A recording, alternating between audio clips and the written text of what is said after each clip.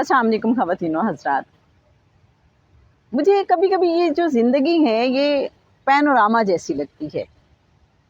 آپ نے بھی کبھی کبھی پینوراما میں ایکسپیرینس کیا ہوگا بیٹھ کے. کچھ لوگ تو بہت انجوائے کرتے ہیں، کچھ لوگ ڈرتے ہیں لیکن اس کے باوجود بیٹھتے ہیں اس میں. آپ نے دیکھا ہے کہ پینوراما کے جو ڈبے ہوتے ہیں وہ موو کرتے ہیں، ان کی پوزیشن بدلتی رہتی ہے.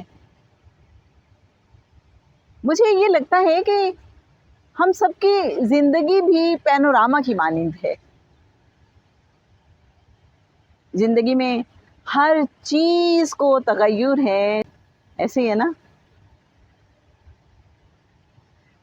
ہم سب کی زندگی میں بدلاؤ آتا رہتا ہے.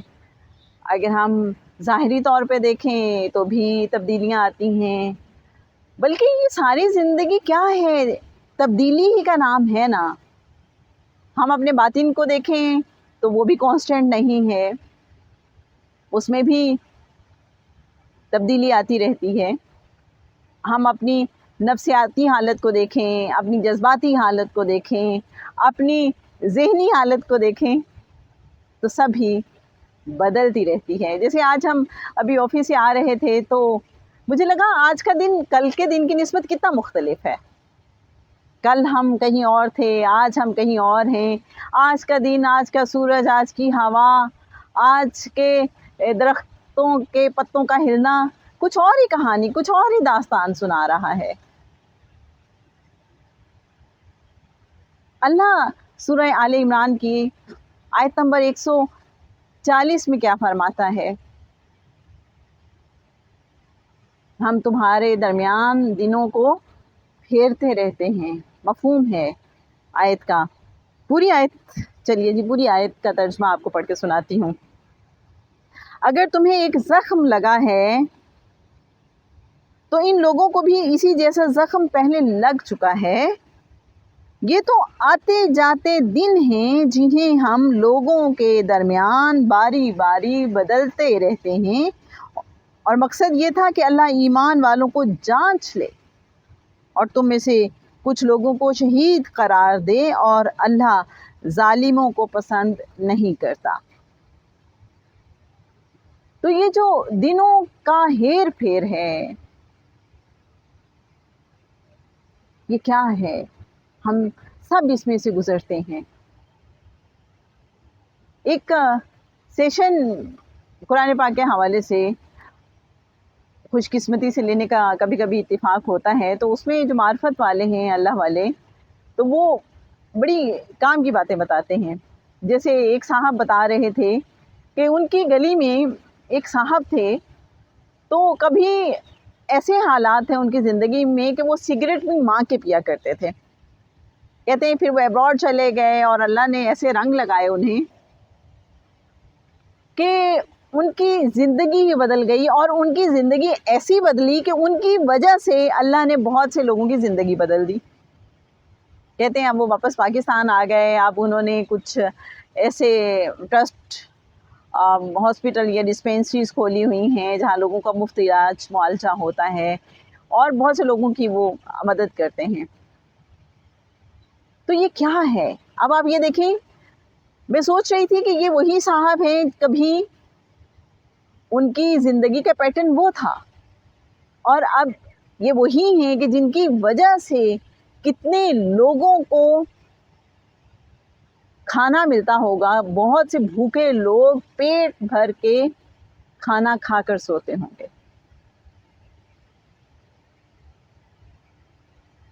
اللہ ہمارے درمیان دنوں کو پھیرتا رہتا ہے. وہ جو پینوراما ہے جو کبھی ٹاپ پہ تھا، ہو سکتا ہے کہ وہ ہمیشہ ٹاپ پہ نہ رہے، وہ نیچے آ جائے.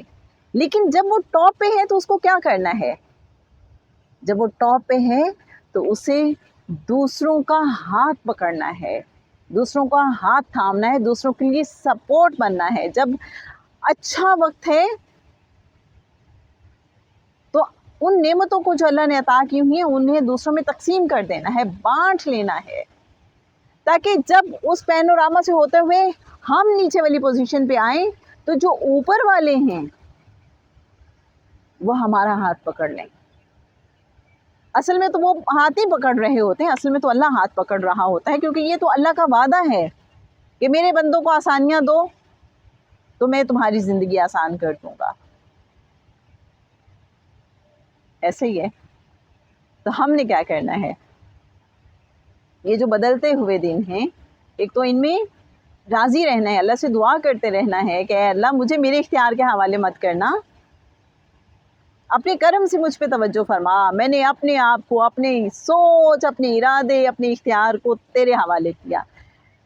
میرا تو دل چاہتا ہے کہ صبح سویرے جب ہماری آنکھ کھلے تو ہم ضرور صبح سویرے اللہ کے حوالے خود کو کر دیا کریں. اور سورہ توبہ کی جو آخری آیت ہے، فَإِن تَوَلَّوْا فَقُلْ حَسْبِيَ اللَّهُ لَا إِلَهَ إِلَّا هُوَ عَلَيْهِ تَوَكَّلْتُ وَهُوَ رَبُّ الْعَرْشِ الْعَظِيمِ پڑھ لیا کریں. اور اس احساس اور یقین کے ساتھ، صرف لفظوں کی صورت میں نہیں کہ اللہ میں نے تجھ پہ توکل کیا اپنے ہر کام کے لیے، اور بے شک تو میرے لیے کافی ہے. اور واقعی وہ کافی ہو جاتا ہے. اس کا مزہ پھر یہ ہوتا ہے کہ زندگی میں ہم جس بھی سچویشن سے گزر رہے ہوتے ہیں، اس کا رزلٹ ہماری ایفرٹس کا جو بھی نکل رہا ہوتا ہے، تو ہم سوچتے ہیں اچھا یہ رسپانس ویسے نہیں آیا جیسے میں نے چاہا تھا، جیسے میں نے سوچا تھا، لیکن میں نے چونکہ اللہ کے حوالے کیا تھا تو اللہ تو میرا سب سے بڑھ کے ویل وشر ہے، تو یقیناً یہ جو کچھ بھی ہے، اگرچہ نتیجہ میری مرضی کے مطابق نہیں ہے، لیکن بس اس کا ایسے ہونا ہی بہتر تھا. جیسے مجھے یاد آ رہا ہے، ایک روز توکل کے حوالے سے ہم اس کا روٹ ورڈز دیکھ رہے تھے، کہیں جو علم والے ہیں وہ اس پہ بات کر رہے تھے، تو مجھے پہلی بار جو بات ہم ادروائز سمجھتے تھے تو توکل کے روٹ ورڈز کے ریفرنس سے اس کی مزید یوں سمجھ آئی کہ توکل ہے کیا؟ بھرپور ایفرٹ کرنا، جو میرے مرشد سید سرفراز احمد شاہ صاحب اکثر ہی فرمایا کرتے ہیں کہ ہمارا کام ہے بھرپور طریقے سے ایفرٹ کرنا اور نتیجہ اللہ پہ چھوڑ دینا. پھر جو بھی نتیجہ آئے وہ ہماری مرضی کے مطابق ہو یا ہماری مرضی کے خلاف ہو، ہم نے کیا کرنا ہے؟ اس پہ راضی رہنا ہے، مطمئن رہنا ہے، پرسکون رہنا ہے، اور یقین رکھنا ہے کہ یہی میرے لیے بہترین تھا. حضرت امام غزالی بھی تو یہی فرماتے ہیں توکل کے حوالے سے کہ جب اللہ کے حوالے کر دیا تو یقین رکھیں کہ اب جو بھی ہوگا بہترین ہوگا. ہاں ہوتا یہ ہے کہ ہمیں امیڈیٹلی بعض اوقات حکمت مصلحت سمجھ نہیں آتی، کیونکہ ہم اپنی مرضی میں پھنسے ہوتے ہیں نا، اپنے وجود میں، اپنے نفس کی خواہش میں. لیکن جب کچھ وقت گزرتا ہے تو پتہ چلتا ہے کہ اس کام کا میری مرضی کے برخلاف ہونا ہی بہتر تھا. پھر ہم کہتے ہیں تھینک یو ویری مچ اللہ جی، تو نے بچا لیا. ایسا ہے نا. تو میں نے تو یہ دیکھا کہ اللہ کے حوالے جب ہم اپنے آپ کو، اپنے سارے امور کو کر دیتے ہیں، سپورٹ کر دیتے ہیں اللہ کے، تو اس میں بہت مزہ، بہت سکون ہے.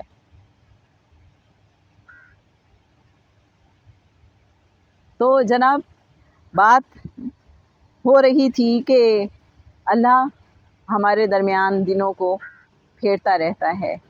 پھر کچھ لوگ ایسے بھی ہوں گے کہ جن کی ابتدائی زندگی بہت آسانیوں میں، بہت آسائشوں میں گزری. بعد میں کیا ہوتا ہے کہ پھر ایک پیچ ایسا آ گیا، ایک فیز ایسا آ گیا کہ جس میں اتنی آسانیاں نہیں رہی بلکہ مسلسل ہی مشکلات آ گئیں. تو اس کی کیا وجہ ہو سکتی ہے؟ وجہ ہمارے ہاتھوں کی کمائی کی ہو سکتی ہے. کہیں ہم سے کوئی غلطیاں ایسی ہوئی ہیں پاسٹ میں، پاسٹ لائف میں، کہ جن کو ہم نے ٹھیک نہیں کیا، ان پہ ہم نے معافی بھی نہیں مانگی، ان کے عوض ہم نے جو برے کام کیے تھے ان کے عوض کوئی اچھے کام بھی نہیں کیے، ان کو اچھے کاموں سے نہیں بدلا. تو اب یہ جو مشکل وقت ہے اس میں سے ہمیں گزرنا پڑ رہا ہے. پھر کچھ لوگوں کی آخر والی زندگی جو ہے ہو سکتا ہے وہ بہت آسانیوں والی ہو، اور ہو سکتا ہے یہ وہ لوگ ہوں جنہوں نے فائنلی اللہ سے رجوع کر لیا ہو اور اس وجہ سے ان کی زندگی بہتر ہو گئی ہو. اچھا جی، تو میرا دل چاہتا ہے کہ میں کچھ آیات آپ کے ساتھ شیئر کر لوں کہ ہم اگر چاہتے ہیں کہ ہماری زندگی کے سارے فیزز ہی بہت خوبصورت ہو جائیں، اور ہم میں سے ہر انسان چاہتا ہے، یہ جو چلتی ہوئی ہوائیں ہیں مجھے لگتا ہے کہ اس ٹائم یہ میری ہاں میں ہاں ملا رہی ہیں کہ ہاں ایسا ہی ہے. اور جب کلام پاک جو ہے اللہ کا یہ اس بات کے بارے میں فرما رہا ہے تو پھر تو شک اور شبے والی کوئی بات ہی نہیں ہے. سورہ الفرقان کی آیت نمبر جناب دیکھتے ہیں 70، ترجمہ ہے: ہاں مگر جو کوئی توبہ کر لے، ایمان لے آئے اور نیک عمل کرے تو اللہ ایسے لوگوں کی برائیوں کو نیکیوں میں تبدیل کر دے گا، اور اللہ بہت بخشنے والا بڑا مہربان ہے. تو سمجھ ہمیں کیا آئی کہ ہم نے توبہ کرتے رہنا ہے، نیک عمل کرتے رہنا ہے، اور جب ہم توبہ بھی کرتے رہیں گے، نیک عمل کرتے رہیں گے تو اللہ انشاءاللہ وہ جو پاسٹ میں ہم سے برائیاں ہو گئی ہیں، غلطیاں ہو گئی ہیں، گناہ ہو گئے ہیں، تو اللہ انہیں نیکیوں سے تبدیل کر دے گا. اور پھر سورہ الفرقان ہی کی آیت نمبر 71 میں اللہ فرما رہا ہے: اور جو کوئی توبہ کرتا ہے اور نیک عمل کرتا ہے تو وہ در حقیقت اللہ کی طرف ٹھیک ٹھیک لوٹ آتا ہے.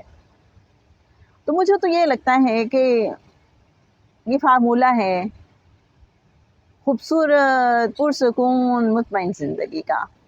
رجوع میں رہیں، توبہ میں رہیں، اپنے اعمال کو بہتر کرنے کی کوشش کریں، اور جو بھی گناہ ہیں ان کو نیکیوں سے ریپلیس کرنے کی کوشش کرتے رہیں. اور چلیے بات مکمل نہیں ہوگی جب تک ہم سورہ النساء کی آیت نمبر 64 کا ترجمہ نہیں پڑھیں گے. بہت ہی خوبصورت آیت ہے یہ. عام طور پہ جو لوگ عمرہ کرنے کے لیے جاتے ہیں تو وہ اکثر بات کرتے ہیں کہ جی آقا صلی اللہ علیہ وآلہ وسلم کے روضہ مبارک پہ جب آپ جائیں تو یہ آیت پڑھتے رہیں. اس کا ترجمہ ذہن میں رکھیں. اور آیت کیا ہے؟ ترجمہ ہے جی اس کا 64 سورہ النساء کی آیت کا ترجمہ: اور ہم نے کوئی پیغمبر نہیں بھیجا مگر اس لیے کہ خدا کے حکم سے اس کی اطاعت کی جائے. پھر اگر قابل غور میرے اچھے سامعین، میرے اچھے ناظرین، پھر اگر وہ اپنی جان پر گناہ کر کے ظلم کر ہی بیٹھیں تو آپ صلی اللہ علیہ وآلہ وسلم کے پاس آ جاتے اور اللہ سے معافی چاہتے، اور اگر رسول صلی اللہ علیہ وآلہ وسلم بھی ان کے لیے معافی کی درخواست کرتے تو وہ یقیناً اللہ کو بڑا توبہ قبول کرنے والا، ان کی طرف توجہ کرنے والا، رحم کرنے والا پاتے. تو کیا کہتے ہیں آپ؟